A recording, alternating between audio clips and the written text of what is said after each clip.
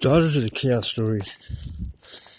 That is a very good story. Everyone has these names for the weird things that happen, like the knowing, for example. When you wake up and you have this knowledge of things, it doesn't just mean, I know the answer to this. Trust me, I know. It means like you wake up and it's like you have a college degree in something that you never studied before. You're just in the knowing of things. And so there's all these terms that have come up for supernatural events, like coincidences are now synchronicities, and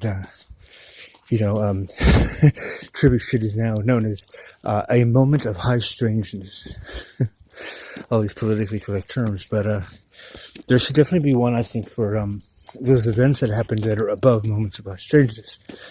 And there are these almost soap opera like anecdotal events and stories that seem to explain your life, and they seem to duplicate movies exactly. As if the movie is not only it's not like you're imitating the movie, it's as if the movie was made about you, but you hadn't lived it yet. And it couldn't be more perfect. You cannot explain how you could have scripted it, or anyone could have scripted it any better. It's like the movie was made in the future and brought back in time, and the movie's made about your present, So anyways, The Daughters of the Chaos is about a song. And all these pieces started fitting together, and my intuitiveness started pointing to a very, fascinating and what proved to be very true fact. And I have to say that this is one of those that, I probably wouldn't tell, a bunch of people at a therapy meeting who were judging my sanity. But I believe it to be true. And basically it was the concept of the 1010s and 111s. And it was the 1010s and 111s. Remember, my theory was that the angelic voices that talk to me are all female. And these police dispatchers, that's why they have female police dispatchers, because apparently men take better orders from hearing a female voice than a male's voice. Same with military. So I'd heard that, as long as you're on the physical side, the human archangelics would always take orders from females. Yeah. And that was like a rule of the game or something like that. And in the meantime, they would get their nicknames. Well, we all saw these numbers on clocks, So then there was, I would see 1010, and I would see a 111. Well, apparently I had that many guardian angels that they would identify themselves as the 1010s and 111s. And I said, why is that? And the inside joke was, I had never physically seen an angel, but if I had, they would look like 10s, between 1 and 10. And that one of them was so hot, she'd be an 11. So there's 10 of them that look like 10s, and one of them is an 11. So they're my 1010s and 111s. Anyways, long story short, I'm always joking about my 1010s and 111s. My friends clearly think I'm nuts. But as time goes by, I started realizing, I do listen to almost all the orders that these women give me. And that's weird, because I do listen to women more than men, but oh shit, my butt. I don't listen to almost anybody, almost anyone's advice. Why would I listen to the advice of you? Well, back in it was late 1980s, there was a store in West LA called the Extra Large store. It was one of the first hip hop kind of street skater stores out there, real ones. And the Beastie Boys owned it. And there was a black and white pamphlet, and it was selling a CD, a bootleg CD, or a mix CD of a group called Luscious Jackson. And I said, whatever, I want to be down. I want a beanie, I want a hat, I want a new CD. So I was one of the first people to ever have In Search of Manny, the CD by Luscious Jackson. Eventually, kudos to them, they made it huge with Naked Eye and all that. They got a big record contract.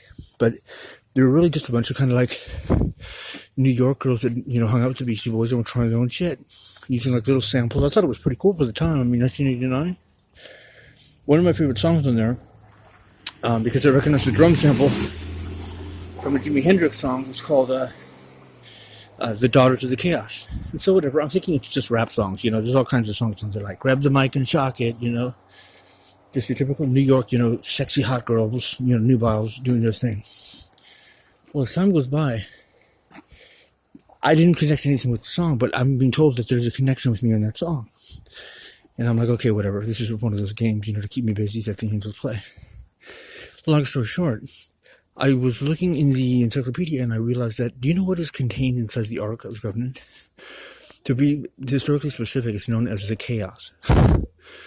Like at the end of Indiana Jones and Temple of Doom and all that, or the Raiders of the Lost Ark, all that crazy shit goes on. So the Chaos, and like Noah's Ark has all the animals in it, so it contains the Chaos. So the human archangelic would have what? Well, wouldn't it be typical? Wouldn't it be just so typical that you have some chaotic, beer-drinking, druggies and nut guy who's like probably been to jail, who ends up like, who knows, getting married one day or something like that, and has like, only girls. Like, isn't it the inside joke? Like, watch, you're going to have all girls one day. You're going to get punished for all your deeds. It's always like the inside joke. Well, the daughters of the Chaos, I was told, were my 10, 10s, and 111s. That's the reason I listened to them. I wouldn't listen to any other women, but I listened to women, and I wouldn't listen to any other guys. So the only people that they could get to bark me orders, angelic-wise, were my daughters. And I was like, well, wait a second. I mean, what are you talking about? From my past life? Like, what's going on? I don't understand. And I still don't. But they make it sound as if it's from all three, from the past, present, and future. It's weird. I don't know. I don't know all that stuff. I'm not Carl Jung. It gets too complicated. What's so amazing is if you now listen to that song, and if you watch the video, it makes absolutely no sense whatsoever, even for a hip-hop song that's just random, unless you base it off of exactly what I'm saying. The music video is a woman following a guy who's just walking around town, roaming around like me on a chaotic mission of chaotic song, as they put it.